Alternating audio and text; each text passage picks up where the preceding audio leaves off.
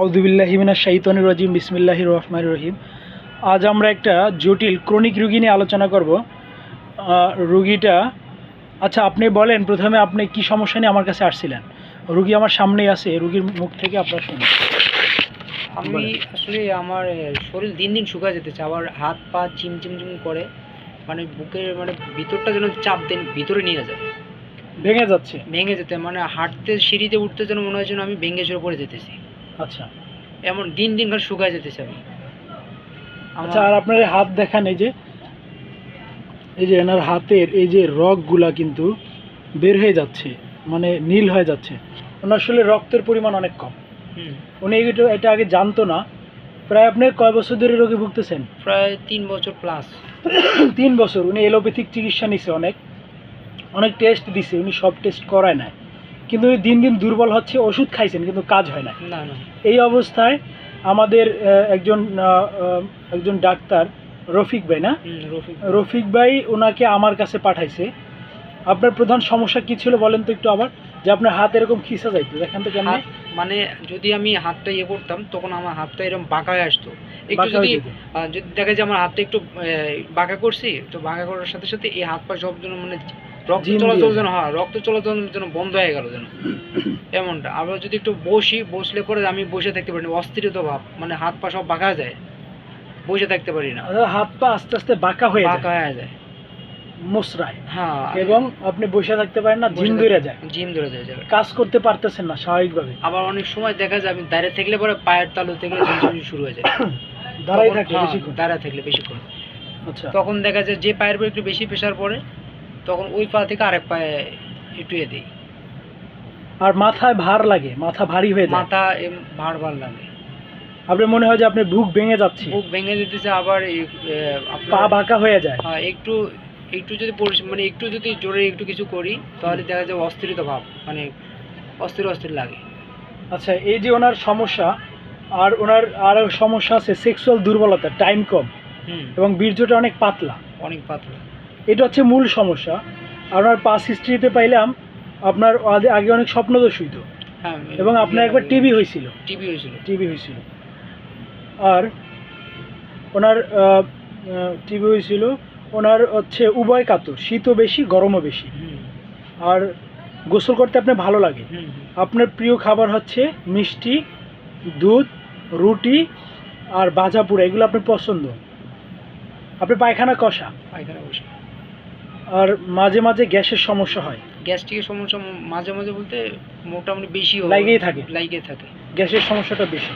আর ওনার শরীর প্রচুর দুর্বল। ওনার প্রেশারটা অনেক লো। ওনার ব্লাড প্রেশার আমি ওই দিন মাপছি 60/40। মানে প্রেশারটা একদম, উনি একজন ইয়ং মানুষ, বয়স 27, কিন্তু ওনার প্রেশারটা একদম কম। এবং পালস রেট দ্রুত, আপনি বুক কাঁপে বেশি। পালস রেট বেশি। আমি ভয়, মানে একটু ভয়, তো ভীতু হয়, নার্ভাসনেস হয়ে যায়।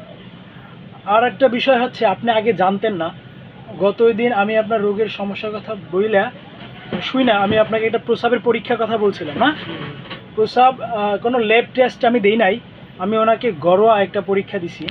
সেই পরীক্ষার মাধ্যমে আমরা যেটা বুঝতে পারলাম, আপনার প্রস্রাবের নিচে তলানি পড়ে, সেডিমেন্ট ক্ষয় যায়, তাই না? তো ওনার প্রস্রাবে ক্ষয় যায়, এটা কিন্তু উনি আগে বুঝতো না। এই ক্ষয় যাওয়ার কারণে ওনার সেক্সুয়াল দুর্বলতা চলে আসছে, ওনার শরীরে প্রোটিন লস হচ্ছে, শরীর দুর্বল হয়ে যাচ্ছে, ওনার ওই যে হাত পা খিঁচতেছে, হিমোগ্লোবিন, রক্তও কমে যাচ্ছে।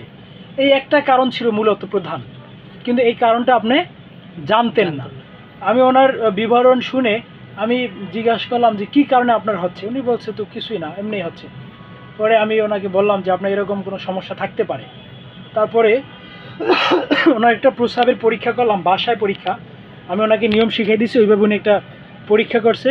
সেই পরীক্ষার মাধ্যমে আমরা জানতে পারলাম কি, ওনার প্রস্রাবের নিচে প্রচুর ঘন তলানি যাচ্ছে, সাদা হয়ে যাচ্ছে নিচে।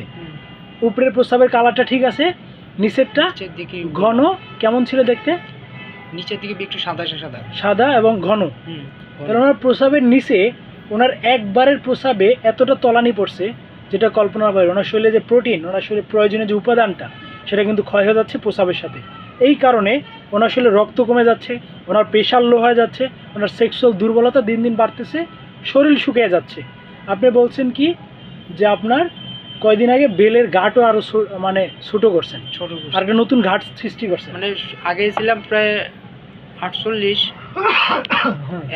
ইদানিং 45 দেখতেছি। 45 কেজি ওজন 45 নেমে কেজি আসছে। ওজন নেমে আসছে। এই যে ওনার ওয়েট কমে যাচ্ছে, প্রেশার কমে যাচ্ছে, শরীর শুকিয়ে যাচ্ছে, সেক্সুয়াল পাওয়ার কমে যাচ্ছে, এবং ওনার হাত পায়ে রগগুলা নীল হয়ে যাচ্ছে, রগগুলা বের হয়ে যাচ্ছে। এই যে ওনার নানাবিধ সমস্যা, আমি কিন্তু ওনার সমস্যার কারণ ফাইন্ড আউট করছি, এবং আমি ওনাকে সিনকোনা ওষুধ প্রেসক্রিপশন করছি, এবং এই ওষুধ খেয়ে আপনি এখন অনেকটা ভালো আছেন না? মোটামুটি আগের থেকে একটু আপনার তো আগে হোমিওপ্যাথিতে ঝিমঝিমিটা কমছে। বিশ্বাস ছিল না, না না হোমিওপ্যাথি আপনি বিশ্বাস করতেন না। বিশ্বাস করতো না। যাক, এই যে আমাদের অনেক ইয়ং জেনারেশন এভাবে অনেক টেস্ট করে অনেক রোগ ধরতে পারে না, বা অনেক কিন্তু হবে, কিন্তু সহজে ওনার ডিজিজটা ডায়াগনোসিস করছি। এখন ওনার জন্য আমার চিকিৎসা করা সহজ। উনি যদি আমাকে কিছুদিন সময় দেয়, কিছুদিন ওষুধ খায়, আমি বিশ্বাস করি উনি কিন্তু সম্পূর্ণ সুস্থ হয়ে যাবে। এরকম অনেকেরই ক্ষয়, মেহ বা বিভিন্ন অজানা রোগ আছে, যেগুলো আমরা কেয়ারই করি না বা কল্পনাই করি না। এরকম রোগে আমাদের ইয়ং জেনারেশন শেষ হয়ে যাচ্ছে, অনেকের ফ্যামিলি নষ্ট হয়ে যাচ্ছে, অনেকের বউ চলে যাচ্ছে, অনেকের নিজের স্বাস্থ্য নষ্ট হচ্ছে, অনেকে কাজকর্ম স্বাভাবিকভাবে করতে পারছে না। এবং ওনার যে অবস্থা, উনি কোনো কাজ করতে গেলে ওনার শরীর কিন্তু হাত পা খিসে এবং দুর্বল হয়ে যায়। এরকম যদি আরও 6 মাস ওনার থাকে, উনি কিন্তু চাকরিও করতে পারবে না, ওনার শরীরটা আরও দুর্বল হয়ে যাবে একটা সময়, কারণ ওনার দিন দিন ক্ষয় হচ্ছেই। এই ক্ষয়টা আগে বন্ধ করতে হবে। তো আমি ওনার চিকিৎসা দিচ্ছি, আপনারা ওনার জন্য দোয়া করবেন। ইনশাল্লাহ আপনি কিন্তু খুব দ্রুত সুস্থ হয়ে যাবেন। ওষুধটা নিয়ম মতো খাবেন, ঠিক আছে? ইনশাআল্লাহ। তাই আমি ওনার একটা সাক্ষাৎকার নিয়ে রাখলাম, পরবর্তী উনি সুস্থ হলে আমি আরেকটা ভিডিও আপনাদেরকে দেখাবো। ধন্যবাদ।